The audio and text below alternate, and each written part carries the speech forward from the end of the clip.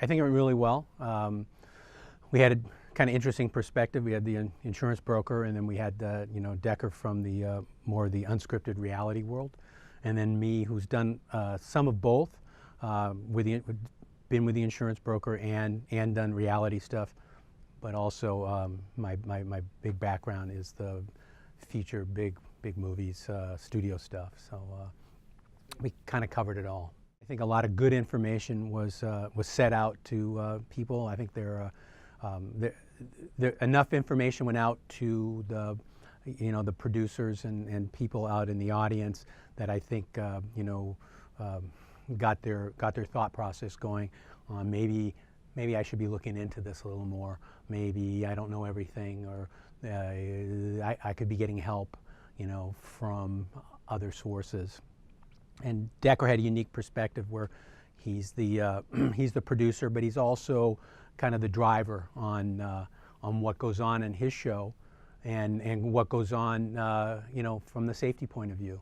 And he seems to have a really good level head when it comes to that. And he seems like a strong personality that you need in that world, where in the feature, in the studio world, somebody like me can be that kind of that strong hand that say, no, this is as far as we're going to go. I said this in the panel this morning. The single most important thing that we can do is communicate. And there has to be active, frank communication. And that communication has to flow up the chain to the producers and ADs and whatever, and it's got to flow back down the chain to all the workers, to all the department heads, to all the people.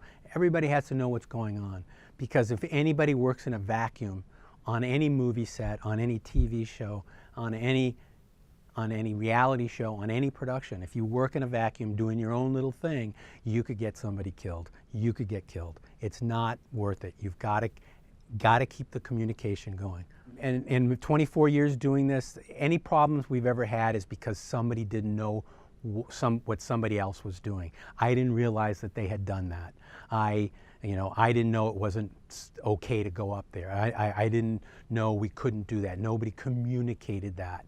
But when you start talking and people, and that whole process is communication, not just being on the physical set, but in the beginning when you're planning to do stunts and special effects, or even any kind of a production, frank communication when it comes to locations, time periods, all the stuff you need that goes into making any kind of a show ends up being communication. And once you have all the facts, once you get all the communication, once you've got all the information, at that point you start evaluating and breaking it down on how to make it safe.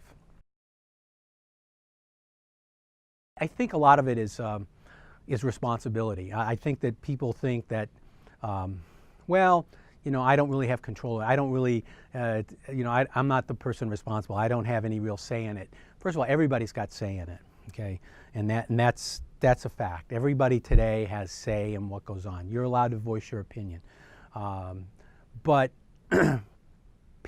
producers that are here today have to understand that with the rank, we used to say in the military, with the rank comes the responsibility. And if you choose to be a producer and put your name on that, sign the document, I am the producer, you're listed on the call sheet, you're responsible. You're responsible.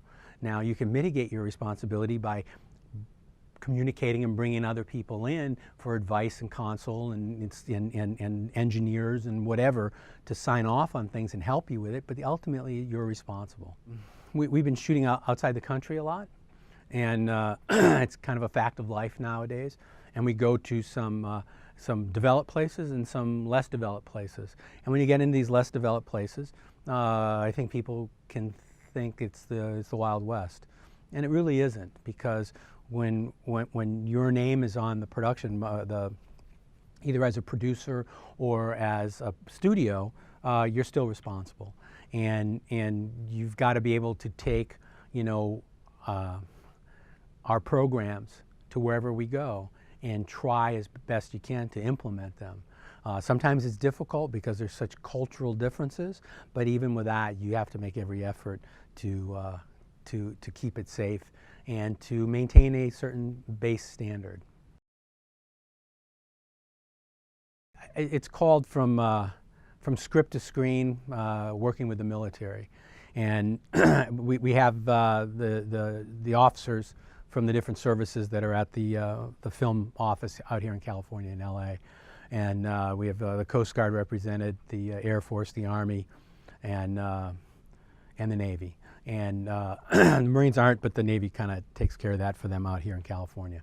And they're going to be discussing their process on if a production wants to get cooperation from the military. And cooperation can be as little as, you know, hey, we're going to do something and we're going to have a military guy. Would he say this like that or like that like this? And they'll get that kind of consultation. Or you want to go to the far extreme, and I always use Apollo 13 as the kind of the ultimate, where they had massive cooperation because of such a positive message on the military and NASA and all that. When they made that movie, they basically, you know, had the 7th Fleet out in the Pacific, you know, ready to go for them, and just told, and as they said back then, just tell us what direction to have the fleet going when you need us. So it can be very extreme, the amount of cooperation that can happen. You know, I've worked on 3 out of the 4 Transformers, and we've had military cooperation throughout, and the military assets, the aviation assets that we'll get from the Air Force and the Army, and tanks and everything, it can be phenomenal if they're on board with you. Again, communication and early. Get them involved early. You know, get them the scripts, get their notes. If it's palatable for the concept and the creativity of the movie, then they just start working with them and ask them for what you ask what you want, and they'll tell you if it's available and if it costs or doesn't cost or whatever. And they'll cooperate. They will cooperate and make it really, really good.